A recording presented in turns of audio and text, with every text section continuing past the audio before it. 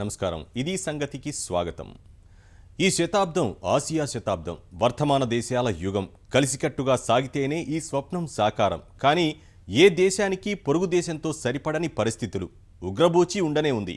ఈ తరుణంలో మలేసియాలో జరిగిన ఆగ్నేయాసియా, తూర్పు ఆసియా దేశాల సదస్సులు సభ్య దేశాలకు మేధోమథన వేదికలే అయ్యాయి. కర్తవ్యం గుర్తు చేశాయి. ఆసియా పరిధిలో పెద్దన్న పాత్ర పోషించిన భారత్ ఆసియాన్ దేశాల మధ్య పొరపొచ్చాలు పూడ్చుకోవాలంటూ విలువైన సూచనలెన్నో చేసింది. ఆ స్ఫూర్తితోనే ఐక్యతా రాగం ఆలపించిన ఆసియాన్ దేశాలు ఈ ఖండంలో తొలి ఆర్థిక కూటమి ఏర్పాటు దిశగా కీలక అడుగు వేశాయి.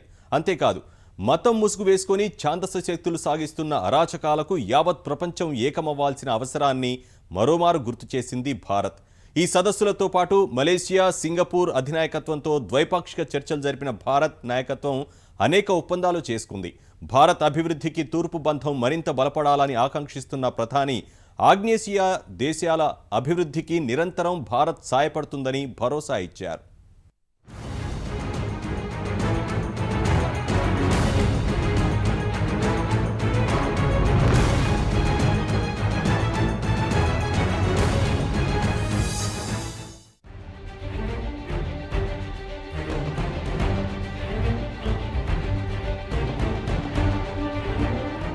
మతం నుంచి ఉగ్రవాదాన్ని వేరు చేద్దాం.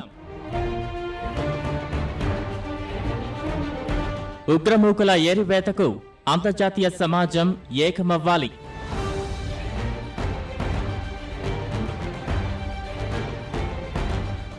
మహాసముద్రాలు, అంతరిక్షం, అంతర్జాలం బల ప్రదర్శనకు వేదికలు కారాదు. ఏకాభిప్రాయం ద్వారానే దక్షిణ చైనా సముద్రంలో సమస్యలకు పరిష్కారం.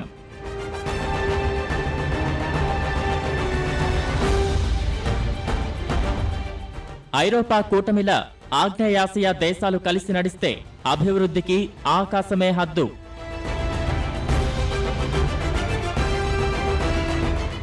భారత్, ఆగ్నేయాసియా దేశాలు భవిష్యత్ ప్రపంచంలో ఆకర్షణీయ శక్తులు. ఇవన్నీ ఆగ్నేయాసియా దేశాలకు, యావత్ ప్రపంచానికి భారత్ చేసిన మేలిమి సూచనలు.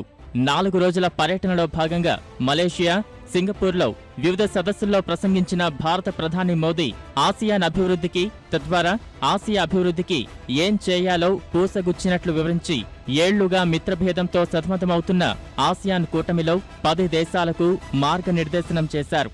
కొంతకాలంగా తీవ్ర ఉద్రిక్తతలతో తరచూ వార్తల్లో నిలుస్తోన్న దక్షిణ చైనా సముద్రం అంశం కూడా ఈసారి ప్రధానంగానే చర్చకు వచ్చింది.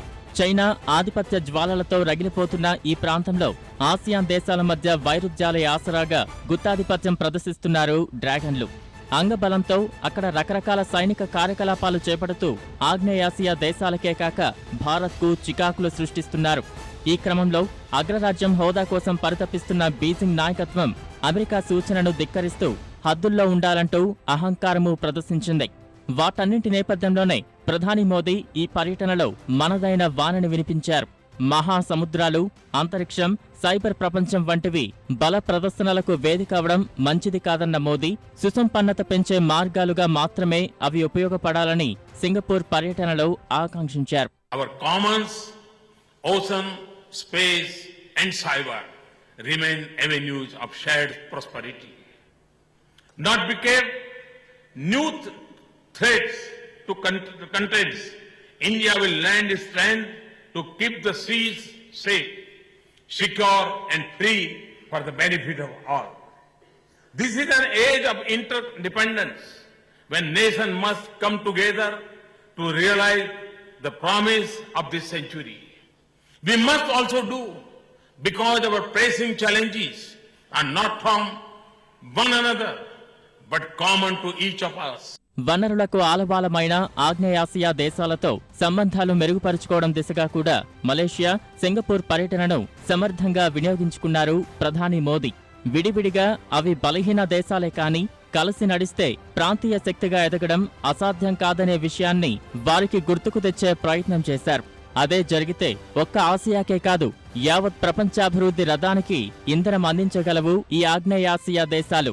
అందుకే ఆ దిశగా ఆ 10 దేశాలకు మేలిమి సూచనలు చేశారు మోదీ. మిత్రత్వంతో ఉండే లాభాలు ఏకరువు పెట్టడం ద్వారా ఐరోపా తరహా కూటమి ఏర్పాటులో ఆసియాన్ దేశాలు ముందడుగు వేసేలా కీలక పాత్ర పోషించారు. మిత్రలాభం గురించి ఆసియాన్ సదస్సులో మోదీ ఇచ్చిన స్ఫూర్తితో పుష్కర కాలం నుంచి ఎదురుచూస్తున్న బాలి ఒడంబడికపై 10 దేశాలు సంతకం చేశాయి. ఈ కీలక ఘట్టంతో ప్రపంచంలో రెండో అతిపెద్ద ఆర్థిక సమాజం ఏర్పాటుకు మార్గం సుగమమైంది. అతి సమీప భవిష్యత్తులో ఆసియాలో మరో మిశ్రమ ఆర్థిక వ్యవస్థ ఏర్పాటుపైన ఆశలు చిగురించాయి.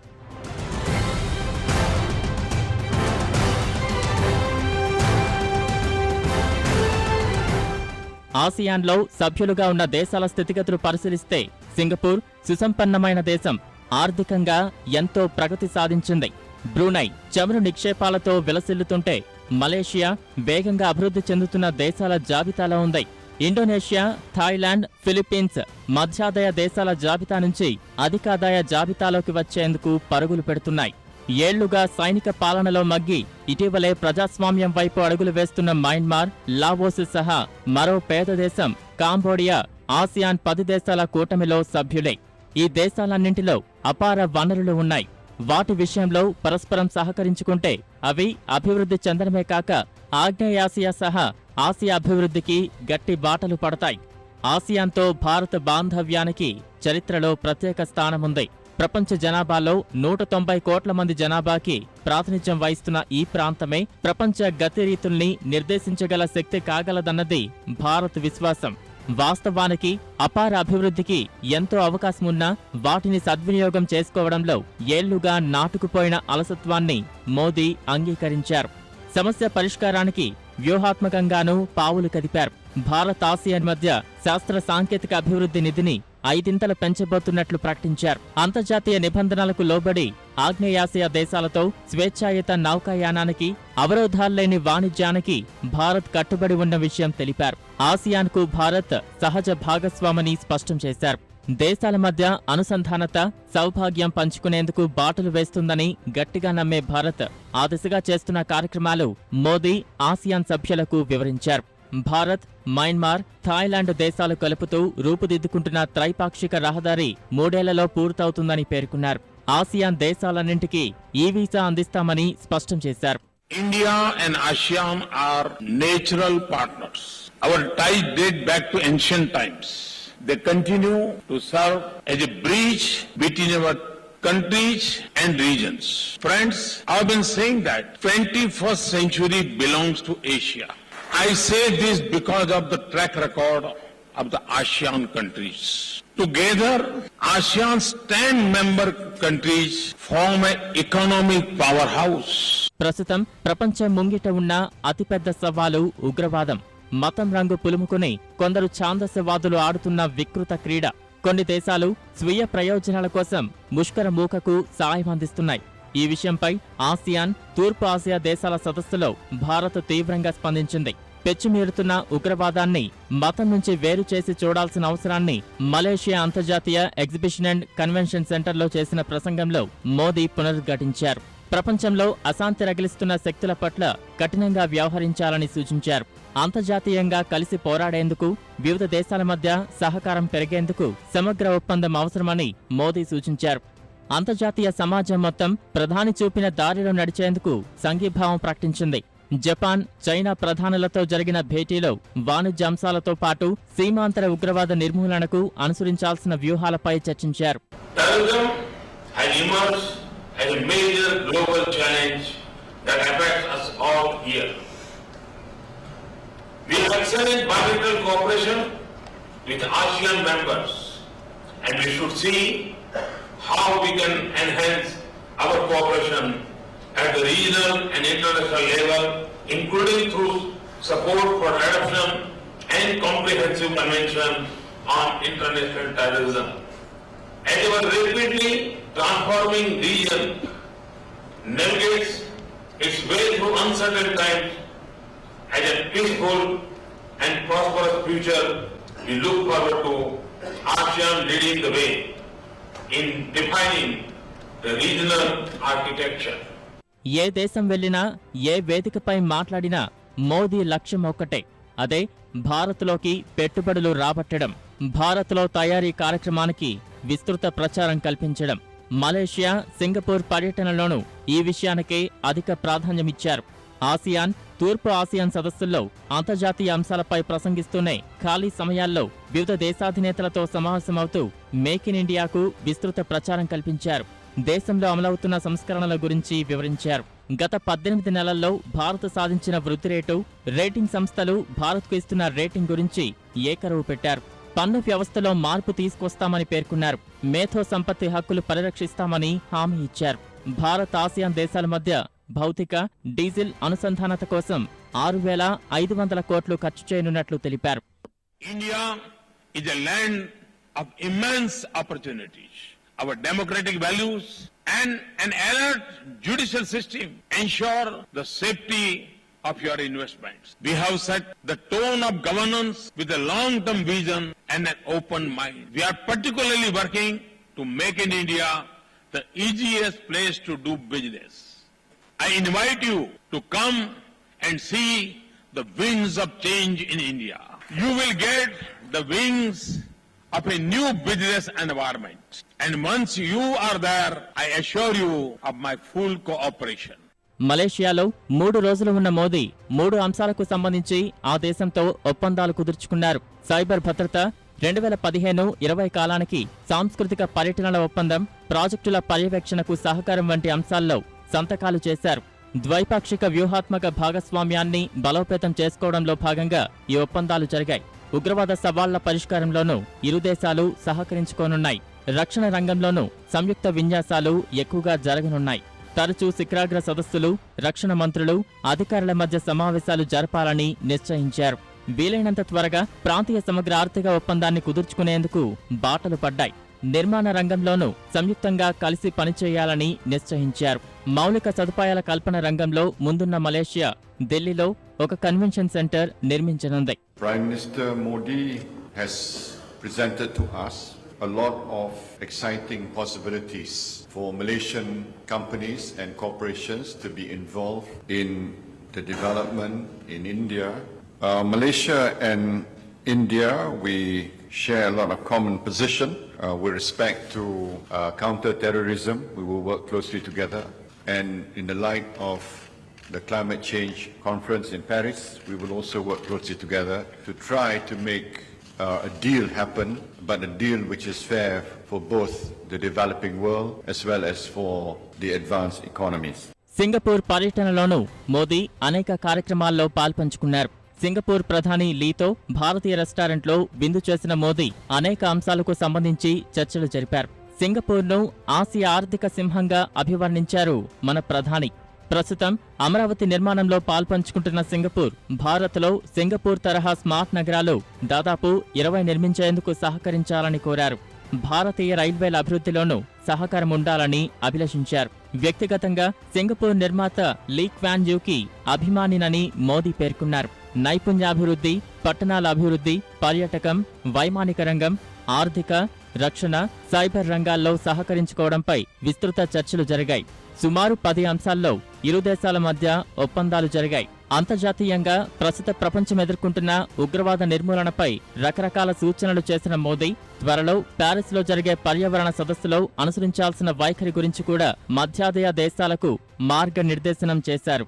4 రోజుల పర్యటనలో భాగంగా మలేషియా, సింగపూర్లో ఉంటున్న ప్రవాస భారతీయులను ప్రధాని కలిశారు. వివిధ ప్రారంభోత్సవ కార్యక్రమాల్లో పాల్గొన్నారు. సమష్టి కృషి ఉంటే అసాధ్యం సుసాధ్యం చేయవచ్చు. ఎవరూ ఊహించని విజయాలు సాధించవచ్చు. అలాంటి విజయమే సాధించారు నిజామాబాద్ జిల్లా గాంధారి మండలం రైతులు. వ్యవసాయమే ప్రధాన ఆధారమైన నిజామాబాద్ జిల్లాలో కొన్నాళ్లుగా కరువు కరాళ నృత్యం చేస్తోంది. అడుగంటిన భూగర్భ జలాలు, ఒట్టిపోతున్న బోర్లతో చాలా ప్రాంతాల్లో ఎటు చూసినా నీళ్లు లేక నోళ్లు తెరుచుకుంటున్న పంట పొలాలే దర్శనమిస్తున్నాయి. కరువు కాటుతో బతుకు భారమైన అన్నదాతలు సాగు వదిలి వలసబాట పడుతున్నారు. ఇలా కరువు రక్కసితో నిజామాబాద్ జిల్లాలో చాలా పల్లెలు రూపురేఖలు మారుతుంటే, అదే జిల్లాలో మారుమూల గాంధారి ప్రాంతం రైతులు మాత్రం ఐకమత్యంతో కరువుపై విజయబావుట ఎగురవేశారు. చేయి కలిపి కరువు రక్కసిని తరిమికొట్టి రాతి భూముల్లో రతనాల సాగు చేస్తున్నారు. 100 ఎకరాల బంజరు భూముల్ని వ్యవసాయ క్షేత్రాలుగా మలుస్తున్నారు. సేంద్రియ ఎరువులతో ఆరోగ్యకరమైన పంటలు పండిస్తూ వలసలకు చిరమగీతం పాడిన గాంధారి మండల రైతుల విజయగాథ ఇది.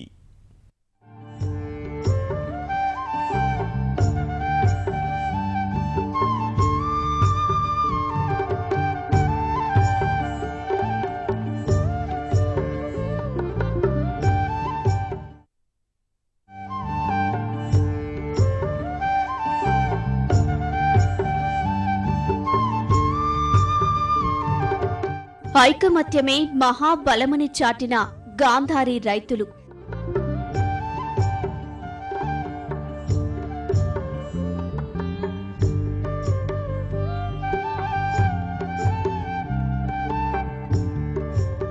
సమిష్టి కృషితో కరువును తరిమికొట్టిన అన్నదాతలు.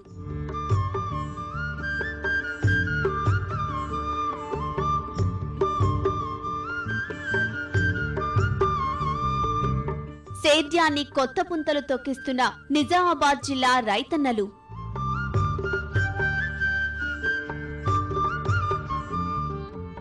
తెలంగాణ అన్నపూర్ణగా పేరుగాంచిన నిజామాబాద్ జిల్లాపై కొన్నాళ్లుగా కరువు రక్కసి కోరలు చాచింది. ఉపాధి కరువై అన్నదాతలు కన్నభూమి వదిలి వలసబాట పట్టారు. ప్రభుత్వ పథకాలేవీ వారికి ఉపాధి కల్పించలేకపోయాయి, వలసలు ఆపలేకపోయాయి.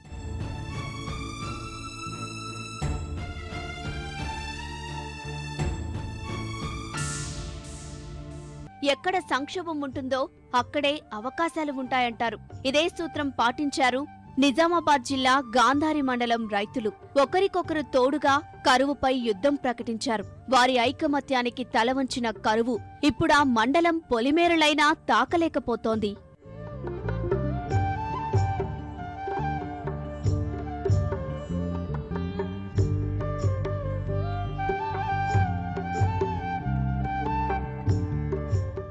నిజామాబాద్ జిల్లాలో కొంతకాలంగా భూగర్భ జలాలు పూర్తిగా అడుగంటాయి. గాంధారి మండలంలో పరిస్థితి మరీ దారుణం. జిల్లాలో అత్యల్ప వర్షపాతం నమోదైన మండలం అదే.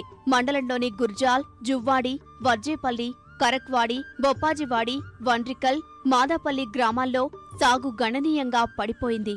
సాగుకు నోచుకొని వందల ఎకరాల భూములు రాళ్లు రప్పలతో బీడు భూములుగా మారాయి.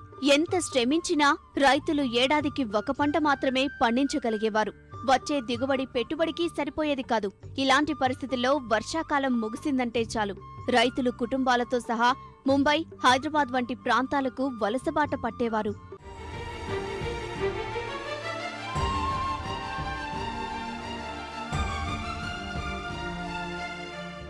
వలసలతో విసిగి వేసారిన రైతులు మళ్లీ భూమినే నమ్ముకున్నారు. కరువు తరిమికొట్టడానికి ఉన్న అవకాశాలు వెతికారు.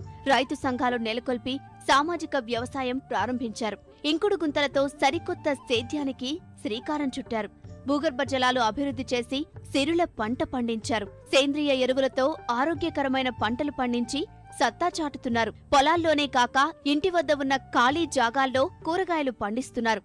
వీరి కృషి ఫలితం రాళ్లు రప్పలతో నిండిన బీడు భూములు సారవంతమైన వ్యవసాయ క్షేత్రాలుగా అవతరించాయి.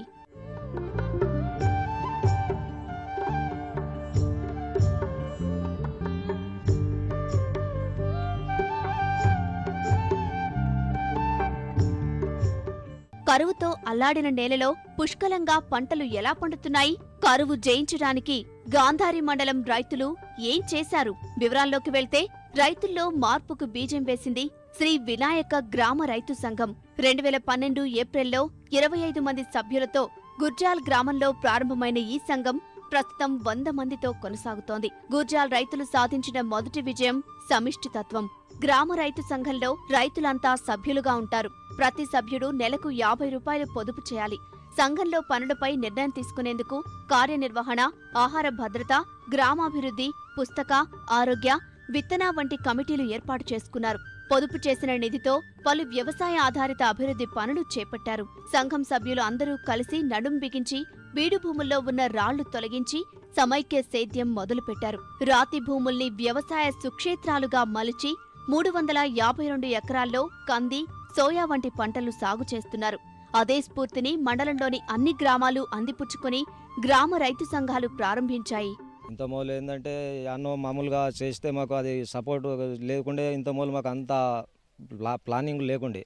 మా గ్రామంకు వాళ్ళు వచ్చిండ్రంటే మాకు ఎంతో మేలు జరిగింది. మా ఊళ్ళో కూడా ఇంకా చాలా ఉన్నాయి.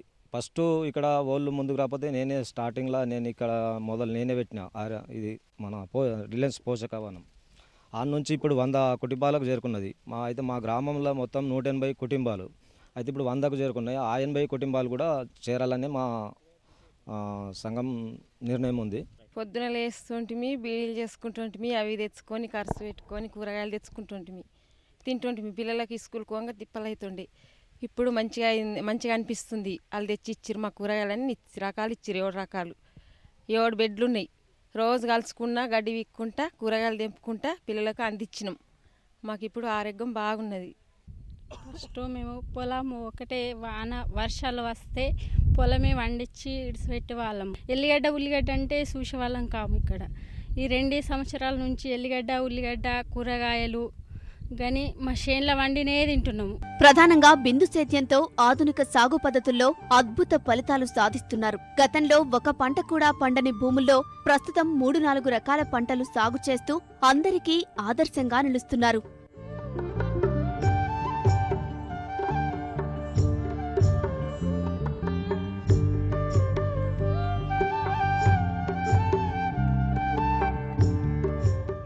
రైతుల సమగ్ర అభివృద్ధి కోసం గత 4 ఏళ్లలో 84 లక్షలతో వివిధ రకాల పనులు చేపట్టారు. ఇంటి ఆవరణ, వ్యవసాయ భూముల్లో టొమాటో, బెండ, వంకాయ, చిక్కుడు, బీర, కాకర, సొరకాయ వంటి కూరగాయలతో పాటు ఆకుకూరలు సాగు చేస్తున్నారు. ప్రతిరోజు వేర్వేరు కూరగాయలతో భోజనం చేయాలన్నదే తమ లక్ష్యమంటారు అక్కడి రైతులు. ఈ సంఘంలో చేరినందుకు మాకు చాలా భూములు డెవలప్ అయినాయి. మంచిగా మాకు పంటలు పండించుకోవడానికి అవకాశం ఉంది. ఇప్పుడు దాదాపు 341 ఎకరము సాగులోనికి తీసుకురావడం అయింది మా దర్తి పొలంలో. ప్రతి రైతు కూడా ఈ సంఘం అంటే చాలా ఊరంతా తెలిసిపోయినాక ప్రతి ఒక్క రైతు కూడా సంఘం చేరాలని మా గ్రామంలో 20 మందితో స్టార్ట్ అయిన సంఘము 68 నుంచి 100 మంది దాకా మేము సంఘములు చేరినాము. ఈ వర్షాకాలం కొంచెం ఈసారి కాలము అటు ఇటు అయినా కానీ మాతాడ ఇంకుడు గుంతలు కొట్టి ఆ ఇంకుడు గుంతలతోటి ఒక 30-40 ఎకరాల దాకా ఆ పంటను రక్షించడం జరిగింది. స్ప్రింక్లర్ పెట్టి ఇట్లా 68 ప్యాచ్ల ప్లస్ అక్కడక్కడ సుతంగా ఒక 30 ఎకరాలు 40 ఎకరాలు పూర్తిగా రక్షించినాము, పంట పండించినాము. మేము 3 సంవత్సరాల నుంచి మా రిలయన్స్ ఫౌండేషన్ తరఫున మేము సంఘంను నడిపిస్తున్నాము. అయితే దీని ముఖ్య ఉద్దేశం ఏంటంటే బీజ్ ప్రోగ్రామ్ మీద వాటర్ షెడ్ ప్రోగ్రాంలో వర్క్ చేస్తున్నాము కంప్లీట్గా. అయితే వాటర్ షెడ్ ప్రోగ్రాంలో మాకు ఏంటంటే రైతులకు బోర్బావులే కాకుండా మంచి ఇంకుడు గుంతల సహకారంతో మాకు మంచి ప్రోగ్రాంలు, మళ్ళీ ఇక్కడ పీటీలు పోయడం, చైన్ కట్టలకు బంధాలు వేయడం, ఎందుకంటే వాటర్ స్టోరేజ్ కోసం ఎటువంటి ప్రోగ్రాంలు మేము 3 సంవత్సరాల నుంచి నడుస్తున్నాం. ఇటీవల రాష్ట్ర ప్రభుత్వం చేపట్టిన మిషన్ కాకతీయను గుర్జాల్ గ్రామం 4 ఏళ్ల క్రితమే శ్రీకారం చుట్టింది. రైతులు వ్యవసాయ భూములకు సమీపంలోని చెరువుల్లో పూడిక తీశారు. 2925 క్యూబిక్ మీటర్ల మట్టిని తోడి 29.25 లక్షల నీటి నిల్వ సామర్థ్యం కల్పించుకున్నారు. నీటి నిల్వ కోసం ఎక్కడికక్కడ ఇంకుడు గుంతలు ఏర్పాటు చేసుకున్నారు. పొలాల్లో అడ్డుకట్టలు నిర్మించి భూసారాన్ని కాపాడేందుకు నీటి నిల్వ చర్యలు తీసుకున్నారు. నీటి ఎద్దడి సమయంలో తుంపర సేద్యం ద్వారా సాగు చేసేలా శిక్షణ తీసుకుని అమలు చేస్తున్నారు. ఇందుకు కావలసిన పరికరాలను సైతం అందుబాటులో ఉంచారు.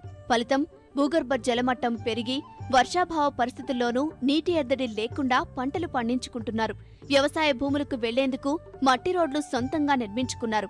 విత్తన శుద్ధి పరికరాలు, ధాన్యం కొనుగోలు కేంద్రాలు, తూకం పరికరాలు, గ్రామ సంఘం భవనం, సామాగ్రి ఇలా సకల సదుపాయాలు కల్పించుకున్నారు. బోర్ల ద్వారా ఏంటంటే భూగర్భ జలాలన్నీ ఎండిపోతాయి. దాని ద్వారా ఏం లాభం లేదు, కూడా బోర్లు వాళ్ళేవు.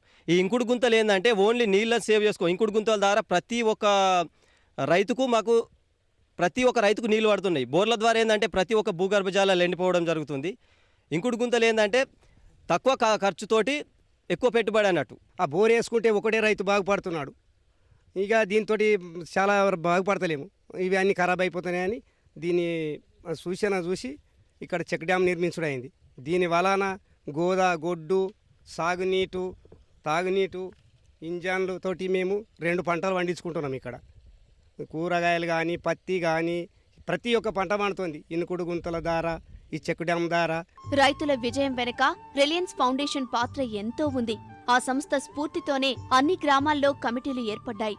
మండలంలోని 19 గ్రామాల్లో 2500 ఎకరాల పంటలు సాగు చేసే స్థితికి చేరారు. రిలయన్స్ ఫౌండేషన్ సహకారంతో మరో 8 పల్లెలు స్వయం సమృద్ధి దిశగా వడివడిగా అడుగులు వేస్తున్నాయి.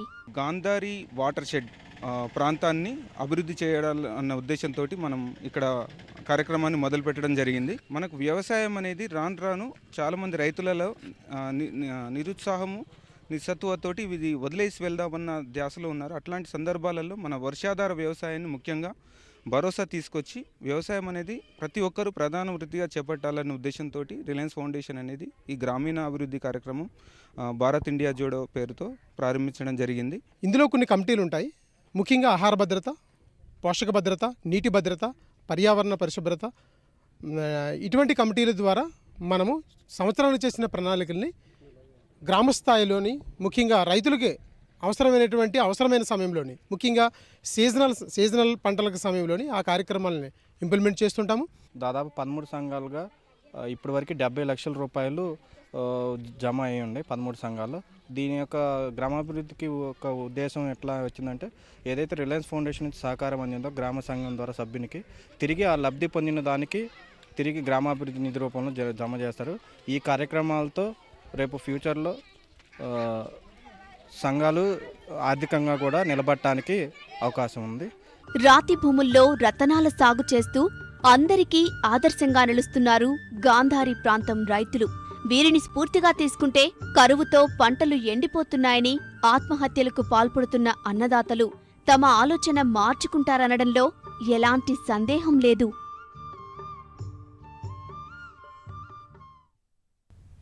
మరిన్ని విభిన్న అంశాలతో మరో ఇది సంగతిలో కలుసుకుందాం. నమస్కారం.